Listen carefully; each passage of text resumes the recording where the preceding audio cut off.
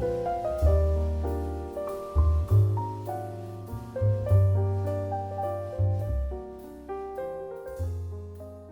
at this time, just to recap on what we were talking about, I want to go through, as we were talking specifically about the three treasures with the Dharma Sangha. I'd like to go through them specifically, Nichiren Shu, Nichiren Shoshu, and SGI. Right. Okay. So I'm looking here at a long, is it a letter? A letter. Or essay by Reverend Shoyo Terabini, where he's describing these. Reverend Terabini was a former member of Soka Gakkai, and then later he went into Nichiren Shoshu. So he kind of has an insider's view of both groups. Right.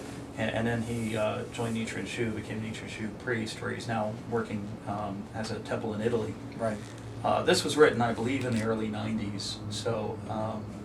Because at that time he was giving, of course, a lot of questions. Right. And he was the man for the answers. Right. I think by the mid-90s, a lot of SGI and Shoshu people were starting to come into Nichiren Shu. Right. With all these questions. So I'm going to go by his list here. Okay. And make comments as I go. So Okay. Nichiren Shu, what he has down here is Buddha is the eternal Buddha Shakyamuni. The Dharma is the Lotus Sutra, or Namu Myoho Renge Kyo. As the active form of devotion Right. to the sutra, to the teaching. And the Sangha is Nichiren Shonin, leading all the priests, nuns, and believers. Oh, I see what he's done. As a Sangha, right. Right. Okay, so let me clarify some of those things here. First of all, in Nichiren Shu, there is some discussion among different groups of priests and scholars as to whether the Kohanzan, the focus of devotion, is the eternal Buddha Shakyamuni or the Namu Myoho Renge Kyo. Because in some places Nichiren defines the Kohanzan as the eternal Buddha, specifically at the end of Hoanjo, Hon Debts of Gratitude. Right. But in other writings, like Honzan Mando Sho, Nichiren talks about the Kohanzan as the Daimoku. And then there's some other people who say it's both and. Now I fall into that group. Because when Nichiren talks about the Buddha as the Gohanzan, he's saying the eternal Buddha. And the eternal Buddha encompasses the Dharma, which is Namu Myoho Renge Kyo. That is the so to speak, the essence or spirit of the Buddha. Right. When Nichiren talks about, now that I'm giving my understanding here, when Nichiren talks about the Daimoku and not the Buddha being the Gohanzan, what he's saying is it's Namu Myoho Renge Kyo, not the historical Shakyamuni Buddha. That is to be the focus of attention. Right. Just as the idea between the Shakyamuni and the Homon chapters, right. Which one holds precedence? Exactly. So I don't think it's either or. I think it's both and. The eternal Buddha encompasses the wonderful Dharma. Absolutely. The wonderful Dharma is fully expressed and embodied as the eternal Buddha. In making that, of course, with your own opinion on that, it's important that people understand that Nichiren Shu is actually a network of many temples and lineages and also philosophies. And, there's a few basic truths that need to be within that in order to qualify. But even with Nichiren Shu, and of course, having one of the research centers, such as Risho University, where things are constantly being they're constantly trying to get to which letters are authentic by Nichiren. What did Nichiren really mean? Sometimes I think they almost get too academic, like too objective about it, because these are matters of our faith and practice. But in another sense, they're trying to give us the objective reality check, not just emotion and blind belief, but what was really going on here. What was Nichiren, the man in history, really about? And I really deeply appreciate that almost ruthless fidelity to what the historical fact was. And what I equally agree with is that I equally find it in the idea it's a progressive and it's always learning, and there's challenges within a tradition, and that's kind of the spirit of Nichiren Shu, as opposed to more, would you say, specifically Orthodox, etc. They're not doing scholarship just to reinforce dogma. They're in fact challenging dogma and holding it up to, what is the real thing. Right. And that's what Nichiren himself did. Exactly. And so we're trying to follow in the spirit of that. So let's move on next to Nichiren Shoshu. Yeah. So, Nichiren Shoshu, the way Reverend Terabini has defined it, the Buddha's Nichiren Daishonin, and as we said, as I spoke about earlier, there's nothing in Nichiren's writings to justify that. But there is, of course, in some of the letters that have not been authenticated, there are some references to that. Well, and when there are, it's Nichiren basically saying it's the common person who's a true Buddha. He's not just saying him. Right. He's saying, all of us. Right. And especially those of us who chant Daimoku and are trying to realize that. Are actualizing. Realizing bringing to this world the Lotus Sutra. Right. So it's not that we're saying Nichiren was not a Buddha at all. We're saying he was not a Buddha in this specific sense, this technical sense of one of the three treasures. Right. The Dharma he has listed as the Lotus Sutra or Namu Myoho Renge Kyo. That's the same as us. Yes. The Sangha he has as Nikko Shonin and the successive high priest at Taiseki-ji Temple. So let's take a moment with that because of course and as a matter of fact, I want to say under Nichiren Shu he has defined Sangha, Nichiren Daishonin. Nichiren, hints, as we spoke before, that he was Bodhisattva superior practice. Right. That's one of the four named leaders of the Bodhisattvas who appear from underground in chapter 15. In chapter 21, they're given the specific transmission to uphold the Lotus Sutra in the latter age by the eternal Buddha. Right. So, in that sense, Nichiren, if he's the appearance of Bodhisattva superior practice, Bodhisattva superior practice is one of the primary of the four named Bodhisattvas of the earth. Leaders, right. That makes him kind of representative of who we all are. Right. Yeah. Well, you have of course, in Nichiren Shu, this overview that for all of us embody Jogyo, Bodhisattva, and the other aspects of as long as we are propagating and living to the Lotus Sutra, whereas we have a literal idea that where some people say he's Jogyo. So it's very important that we understand that point about Nichiren Shu. Yeah. And so in let's say I might have written this down differently than Reverend Terabini. I would have said the Sangha for Nichiren Shu is the Bodhisattvas of the earth and their retinues, or their followers, as described in chapter 15 and given specific mission in chapter 21. Right. Because chapter 21, the Buddha isn't giving it just to superior practice, or Jogyo. He's giving it to all of them, even though superior practice is the only one named. Yes. So it's really all of us. But it is fair, as Reverend Terabini has, to have him as the primary representative. So, and when we talk about, of course, as we discussed previous, the successive idea of successive lineage from Nichiren Shonin, which of course we see in Zen Buddhism, where it's very important, and then also in esoteric Buddhism, where it's very important to have a transmission. But Nichiren Shonin specifically speaks out against that in many of his writings. So I realized that upon his passing, the way that he left his inheritance to his disciples was based on each of their characters, and he didn't say one is higher than the other. So let's talk about that because of the rotation. Right, and that's another big difference here with Nichiren Shoshu is they believe in these two transfer documents. Right. Was it the Ikigami transfer document? Yes. And pretty much only Nichiren Shoshu and still Soka Gakkai, because they included translations of these in their English translations of the Gosho.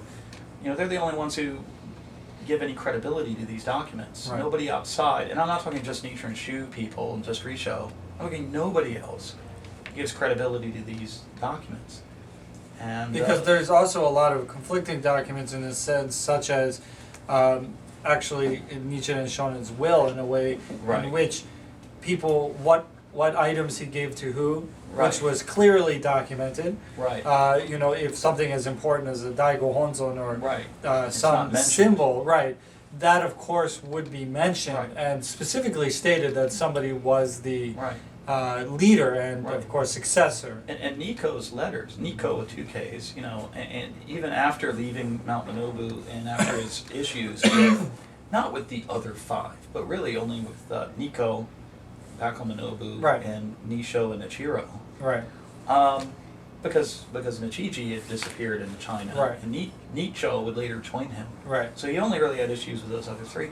Even in the midst of these squabbles, he never claimed, I was the one given soul transmission. Well, Right. if he had been, he would have claimed that in his letters. Well, and I'm sure that if it was the will of Nichiren Shonin, his other disciples would have absolutely followed. Right, right. So there's really no evidence at all, and a lot of counter evidence, against this claim that Nico received some soul transmission. Well, it's really fascinating because if you look into the history of even Taisekuji, the headquarters or home temple of Nichiren Shoshu, Right.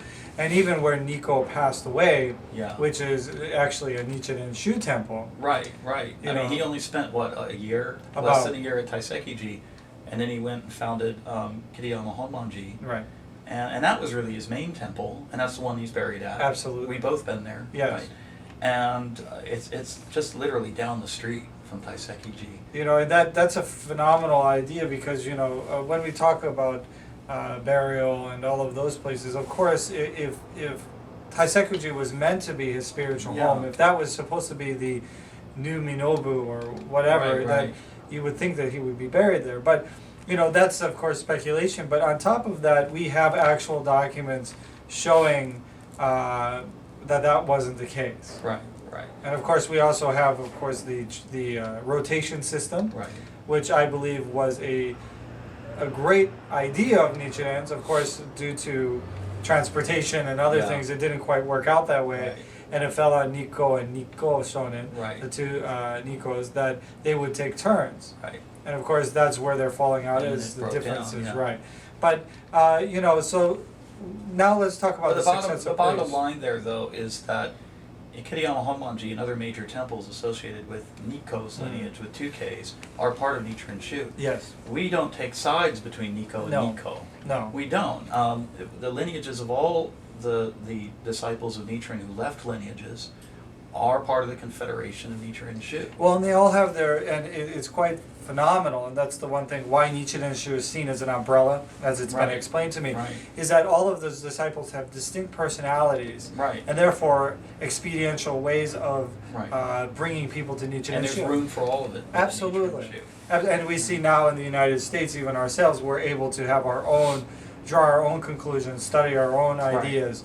And so, okay, now let's move on to Soka Gakkai. Okay, so what's written down here is Reverend Cherubini has their official doctrine in theory, and then he has another set of 3 treasures called the reality that is observed in practice. Okay, let's start with the doctrine So first. in theory, it matches Nichiren Shoshu.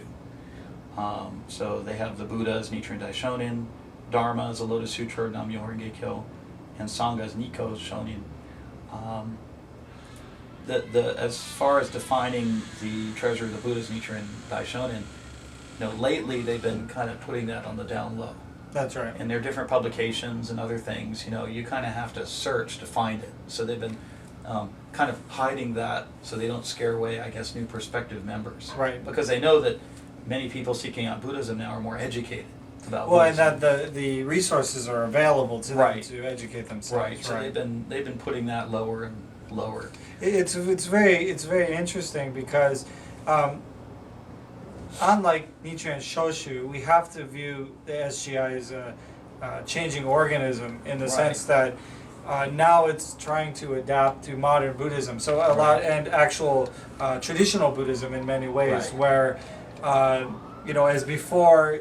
Of course, we have to acknowledge that, Yeah. according to census, it is one of the largest lay organizations in the world. And a lot of that is attributed to its ability to adapt both to culture Right. as well as to people. Right. But Yeah. now it's kind of always in a transitional Right. stage. There does not need to be any innate enmity between Nichiren Shu and Soka Gakkai. Absolutely not. Even if they have some doctrinal difference from us, we get along, Nichiren Shu, rather well with other schools of Buddhism and other lay organizations in Japan, especially the Nichiren-based ones who come to visit Mount Minobu. And, that doesn't mean we agree with or endorse their Right. doctrines, Of course.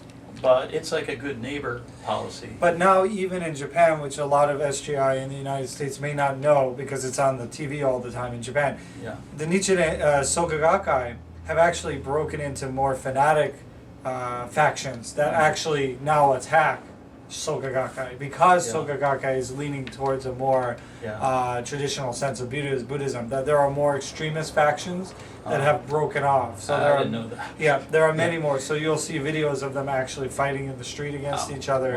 Wow. I had seen that actually a few times recently, and there's a few new groups which you probably have never heard of that propagate a more severe doctrine of SGI. They're trying to go back to the Shoshu doctrinal. Not only rigidity. Shoshu, but more extremist. So a lot of times, and this is something we can talk about in the future, that nationalism and Nichiren Buddhism. But actually, I mean, to be honest, I don't worry too much about what they're doing back in Japan, as long as it doesn't affect people here. And even to the extent it affects people here in Soka Gakkai, that's not my business unless they come to me and start asking questions, and then I have to. Well, I mean, it's not my responsibility to sort it out. Absolutely, it really isn't. But I do have to know when people come and they're inquiring about Nichiren Shu, what I'm dealing with. Exactly. What I have to kind of help them unravel. Well, that's why it's very important that, you know, one of the parts of being a priest is that we keep up with these changes and be able to have information available for people. Right. I see myself a lot of times when people come to our Sangha, I see myself as perhaps a librarian or a supporter in many ways, that when they come here, my idea is wherever you are, whatever tradition you're coming from is fine. Yeah. Don't try to pretend to be Nichiren Shu. Don't try to be anything else than what you are, but enjoy studying and learning. And that's sometimes the essence that's missing, because a lot of times I've noticed in SGI, if one of the people who is not in the leadership role becomes more educated, it becomes a threat.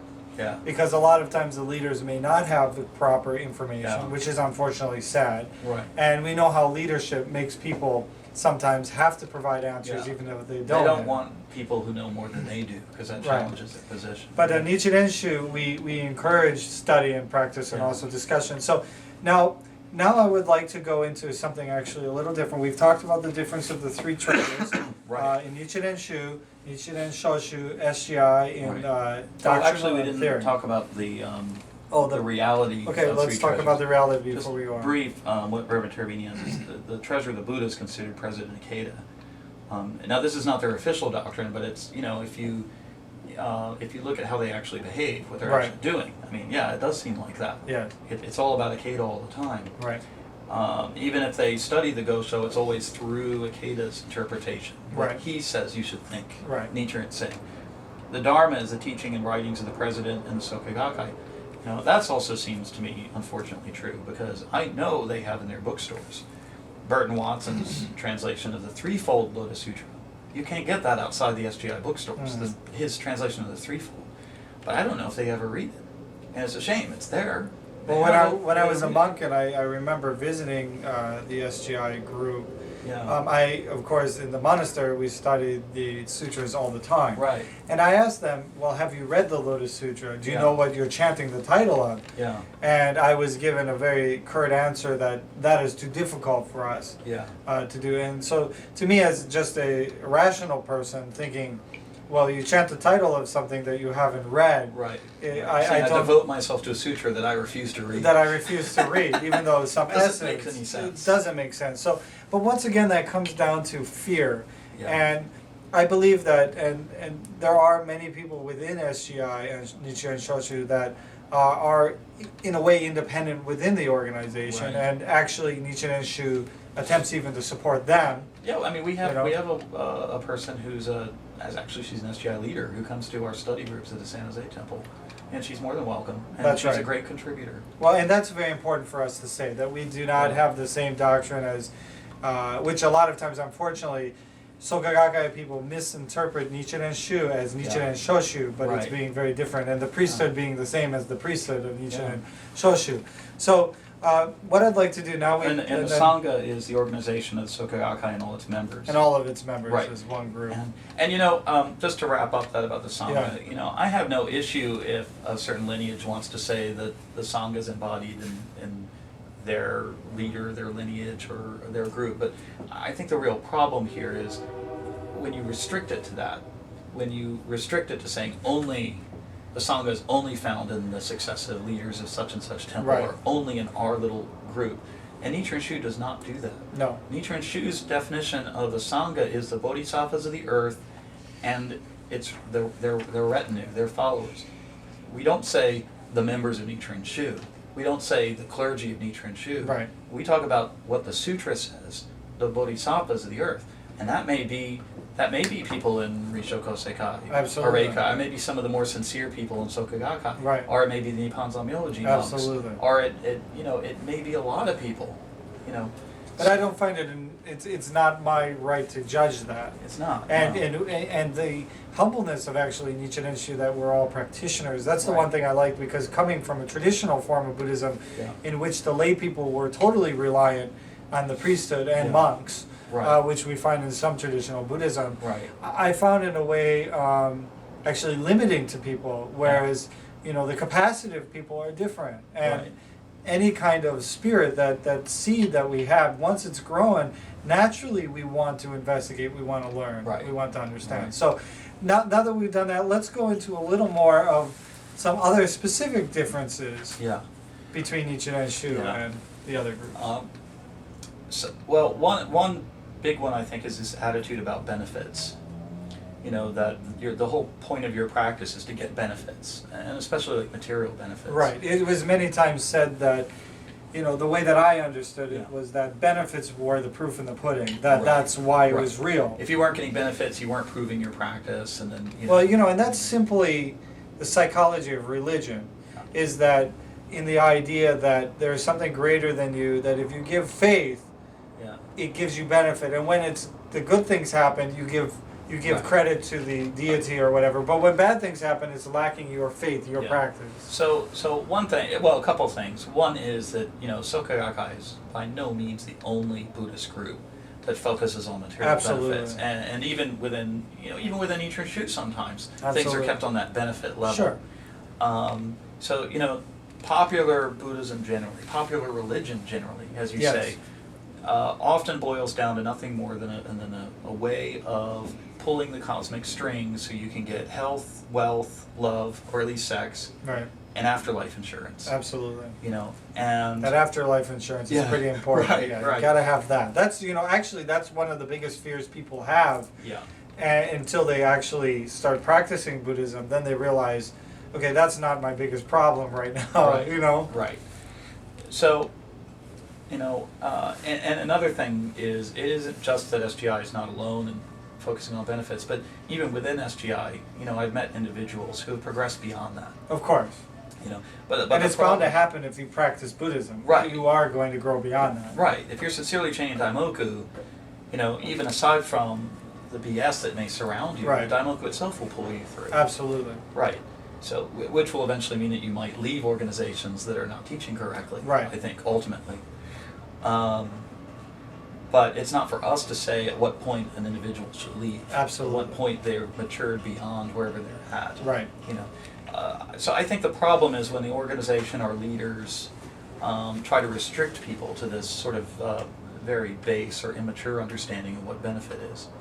So what I tell the people who practice with me in San Francisco is one thing I wish Buddhists generally would know are the four siddhantas, or four aims of Buddhist practice that are discussed in a treatise on the Great Perfection of Wisdom, which is attributed to Nagarjuna, and which Tiantai Juri spoke of.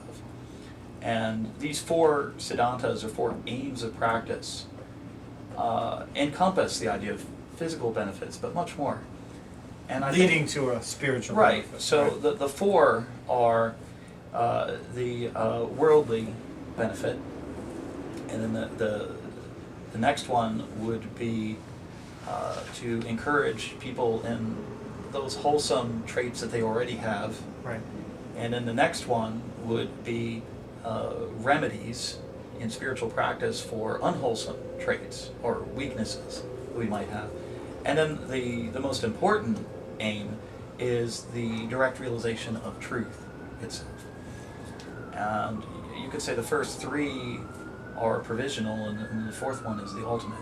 Right. And when I look at Buddhism today in North America, I see people focusing too exclusively on like one side or the other. Either personally focusing on just the benefits or the ultimate. And so for therefore instance, neglecting or negating the other. Right. Okay. You know, so maybe certain popular lay groups, Right. not necessarily just SGI or anything, certain popular lay groups or approaches will just focus on the worldly benefit. Okay. And whereas, like maybe some of your Zen groups or Dzogchen or Mahamudra will exclusively emphasize the ultimate and kind of look down on people who use the are benefit, aiming right. for worldly benefits. Or maybe some groups, made up of psychologists and therapists and people in the mindfulness movement might focus almost exclusively on personal empowerment and remedial Right. techniques. Which and, is a and great, act as though there is no ultimate benefit. Which seems to be a lot of way Buddhism is actually sold in Right. this country, right? So I think the problem isn't with any of these aims. The problem is when you're exclusively focused on just a few of them, but you need all of them really. You need all of them. You especially need that focus on the ultimate. But the focus on the ultimate, has to get there. People can't just jump into that. Right. And even when they can get to that, maybe for a moment, they get a glimpse of ultimate truth, you slip away. Until we are fully expressed Buddhas, we're going to slip away into our common concerns and problems. We're going to have unwholesome traits we need to remedy. Right. We're going to have wholesome traits that we should cultivate and strengthen. We're going to have bills that need to be paid. Right. We're going to have businesses that need to be done responsibly. But ultimately, within that is our practice, and Right. that's what leads us to the realization. Because without the ability to challenge ourselves or to move Right. beyond ourselves. So what basically you're saying, this system is showing us that we must move beyond what we're attached to, because it's easy to become attached to benefit. We have to let our practice mature beyond itself. just these worldly, self-oriented Right, benefits. which, as you can see in many But at practices, the same time, we shouldn't look down on the people who Right. that's where they're at. but many people, it's a human nature Yeah. to, once we see some good or some benefit, we get stuck there, because change Right. is not one of the greatest Right. things of humans. We don't particularly like that.